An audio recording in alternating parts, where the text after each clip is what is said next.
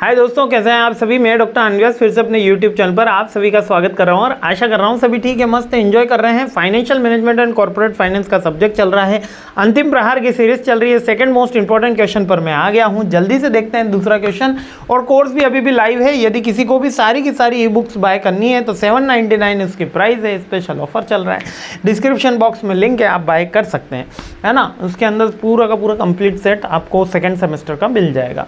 Hard copies भी available हैं, लेकिन अभी मैं आपको सॉफ्ट कॉपीज़ से रिकमेंड करता हूं क्योंकि एग्ज़ाम बिल्कुल आपके नज़दीक आ गए हैं, है ना। आ जाते हैं सेकंड क्वेश्चन पे। सेकंड क्वेश्चन दो क्वेश्चन का कॉम्बिनेशन है। एक तो पूछ रहा है पॉइंट ऑफ इंडिफरेंस क्या होता है और कौन से डिविडेंड पॉलिसीज़ को अफेक्ट करते हैं। अच्छा देखो, टाइप्स देखे थे फर्स्ट क्वेश्चन के अंदर। क्या फैक्टर्स और टाइप्स साथ में आते हैं? यूजुअली नहीं आते हैं, क्योंकि ये टाइप्स ही अपने आप में एक बड़ा क्वेश्चन बन जाता है। तो फैक्टर्स अफेक्टिंग डिविडेंड पॉलिसी एक अलग क्वेश्चन है।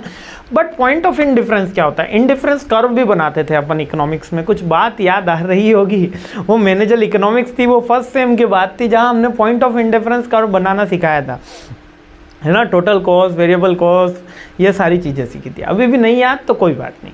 देखो, इंडिफरेंस का मतलब ये होता है कि जब किसी व्यक्ति को जीवन में दो डिसीजन लेने होते हैं, है ना। जब किसी व्यक्ति को जीवन में दो डिसीजन लेने होते हैं, मतलब दो चीज़ों में से डिसीजन लेने होते हैं। दो डिसीजन थोड़ा सा मैंने गलत बोल दिया, है ना। दो चीज़ों में से किसी को डिसीजन लेने होते हैं, लाइक कि मेरे को प्लान ए की तरह जाना है या प्लान बी की तरफ जाना है।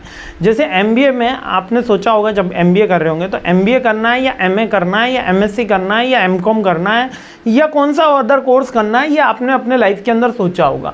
तो ये वो सोचा होगा, उसमें बहुत सारे अजम्पशंस लिए होंगे कि ये करूँगा तो ये फ़ायदा है, ये करूँगा तो ये नुकसान है, यार पापा ने बोला है तो ये करना है। तो पॉइंट ऑफ इंडिफरेंस यही होता है। पॉइंट ऑफ इंडिफरेंस आइडेंटिफाई करता है उस फाइनेंशियल फॉर्म्स को कि इस प्लान ए और प्लान बी के बीच में एक कंपेरेटिवली आइडियोलॉजी प्रोवाइड करता है in the terms of the economics. इसी को ही पॉइंट ऑफ इंडिफरेंस बोलते हैं। Situation where individual form indifference between two और मोर ऑप्शंस। अब यहाँ पर दो ऑप्शन मैंने मिनिमम बोले, दो या दो से ज़्यादा ऑप्शन भी हो सकते हैं। लाइक आप एमबीए करने से पहले आपके पास एक नंबर्स ऑफ कोर्स थे, एमए एमकॉम होगा, एमए होगा, एमए के अंदर भी बहुत सारे, MA history, economics, political science, है ना, बहुत सारे कोर्स थे।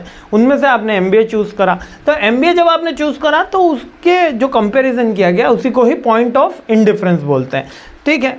ये सिंपल सी बात समझ में आई, है ना। जिसका यूज़ कहाँ कहाँ किया जाता है, जिसका यूज़ फाइनेंशियल डिसीजंस के अंदर हम इन्वेस्टमेंट के अंदर लेते हैं, प्राइसिंग डिसीजन में लेते हैं, रिसोर्स अलोकेशन में लेते हैं, लोकेशन डिसीजन में लेते हैं कि हमारा बिजनेस कहाँ पे रन होना चाहिए, प्रोडक्ट की टेक्निक्स में ली जाएगी, जैसे कि रॉ मटेरियल अवेलेबिलिटी, कैसे हमको प्रोड्यूस करना है या आउटसोर्स करना है। यानी कि आप फाइनेंशियल, ऑपरेटिंग, है ना, operating decision, financial decision, investment decision, ये तीनों ही डिसीजन में यूज लिखते हैं। केवल 6-6, 7-7 पॉइंट लिख देना। अब नेक्स्ट आ जाता है कौन से फैक्टर्स हैं जो डिविडेंड पॉलिसी को अफेक्ट करते हैं, कि मेरे को स्टेबल डिविडेंड रखना है, रेसिडुअल रखना है, जीरो पे आउट रखना है, क्या रखना है, कौन सी डिविडेंड। तो नॉर्मल बात है कि मेरा डिविडेंड किसके ऊपर डिपेंड करेगा, मेरे प्रॉफिट के ऊपर। तो प्रॉफिटेबिलिटी के ऊपर अर्न करता है। सेकंड, मेरे पास कैश फ्लो, प्रॉफिट तो आया लेकिन हो सकता है कैश के कारण नहीं आया, कैश फ्लो मेरा कम है। यानी कि कैश फ्लो, आपने अपने कैश फ्लो पढ़ा था फर्स्ट सेमेस्टर के, अकाउंटिंग फॉर मैनेजर वाला सब्जेक्ट रहा था, उसके अंदर हम कैश फ्लो निकाल रहे थे। तो कैश फ्लो कम होगा तो डिविडेंड भी कम जाएगा। और वो हमारी पॉलिसीज आप स्क्रिप्ट कर रहे हो, स्टॉक एज ए डिविडेंड, वो कैश फ्लो, लो कैश फ्लो वाली कंपनी प्रीफर करती है। नेक्स्ट, हमको कैपिटल की कितनी रिक्वायरमेंट है फ्यूचर के डिसीजन के लिए। डेप्ट का क्या लेवल रहने वाला है, यानी कि कर्जा कितना है।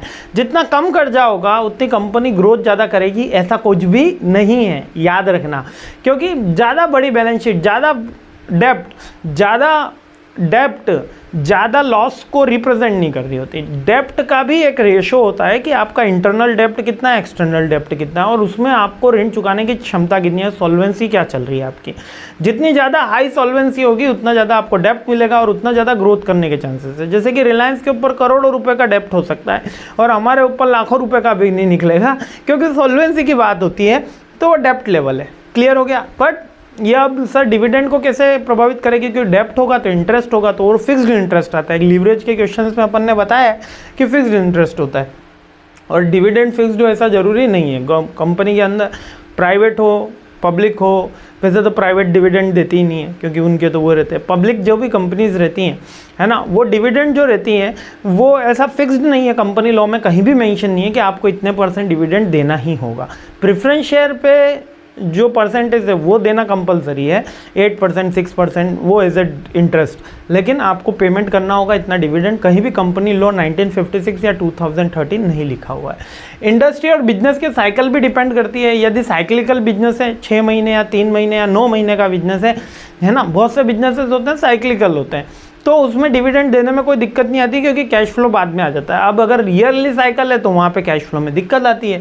इन्वेस्टमेंट की अपॉर्चुनिटी हाई होगी तो डिविडेंड लो जाएगा, याद रखना, इन्वेस्टमेंट अपॉर्चुनिटी हाई होगी तो डिविडेंड लो, और इन्वेस्टमेंट की अपॉर्चुनिटी लो होगी तो डिविडेंड हाई जाएगा।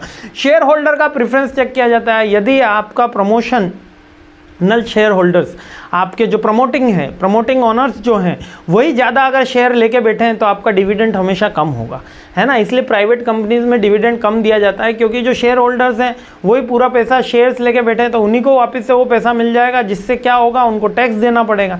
इसलिए वो ऐसे कभी भी डिविडेंड उनका रहता नहीं है कि हम ज़्यादा डिविडेंड बांटें, ठीक है।